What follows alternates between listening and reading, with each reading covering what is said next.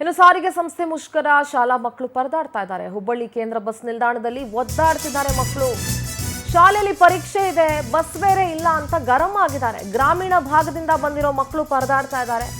ನೋಡಿ, ಗ್ರಾಮೀಣ ಭಾಗದಲ್ಲಿ ಮಕ್ಕಳು ವಿದ್ಯಾಭ್ಯಾಸಕ್ಕೆ ಬರೋದೇ ದೊಡ್ಡ ವಿಚಾರ. ಅಂಥದ್ರಲ್ಲಿ ಅವರಿಗೆ ಬಸ್ ವ್ಯವಸ್ಥೆ ಇಲ್ಲ ಅಂತಂದ್ರೆ ಇನ್ನೂ ಕಷ್ಟ ಆಗುತ್ತೆ. ಎಷ್ಟೋ ಗ್ರಾಮಗಳಲ್ಲಿ ಈಗಲೂ ಬಸ್ಸಿನ ವ್ಯವಸ್ಥೆ ಇಲ್ಲ. ಪರೀಕ್ಷೆ ಇದೆ, ಮಕ್ಕಳಿಗೆ ಬಂದು ಕಾಯ್ಕೊಂಡು ನಿಂತಿದ್ದಾರೆ. ಏನು ಹೇಳ್ತಾರೆ ವಿದ್ಯಾರ್ಥಿಗಳು, ಕೇಳಿಸ್ಕೊಳ್ಳೋಣ. ನಾವು ಆಗಲಿಂದ ಬಂದು ಕಾಯ್ತಿದ್ದೀವ್ರಿ. ಶಾಲೆಗೆ ಹೋಗಕ್ಕಿಲ್ಲ ರೀ, ಬಸ್ಗೂ ಮನೆ ಊರಿಗೆ ಹೋಗಕ್ಕೂ ಇಲ್ಲ ರೀ. ಭಾಳ ತಾತ್ರಿ ಬಂದು ನಾವು ಎಕ್ಸಾಮ್ ಇದೆ. LB ಇವತ್ತು ಕಡ್ಡಾಯವಾಗಿ ಬರ್ಬೇಕಂದ ಡ್ರೈವರ್ ಕಂಡಕ್ಟರ್ ನಾವು ಸ್ಟ್ರೈಕ್ ಐತಿ, ಇವತ್ತು ಬಸ್ ಇಲ್ಲ, ಉಪವಾಸ ಊರಿಗೆ ಅನ್ನತ್ತಾರೆ. ಶಾಲೆಗೆ ಹೋಗಕ್ಕೂ ಬಸ್ ಇಲ್ಲ ರೀ. ನಾವು ಆಗಲಿಂದ ಬಂದು ಕಾಯ್ತಿದ್ದೀವ್ರಿ.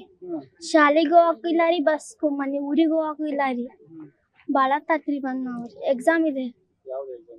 LB ಇವತ್ತು ಕಡ್ಡಾಯವಾಗಿ ಬರ್ಬೇಕಂದ ಡ್ರೈವರ್ ಕಂಡಕ್ಟರ್ ನಾವು ಸ್ಟ್ರೈಕ್ ಐತಿ, ಇವತ್ತು ಬಸ್. ನಾವ್ ಚೆನ್ನಾಪುರ್ಲಿಂತ್ರ ಬಂದೀವ್ರಿ.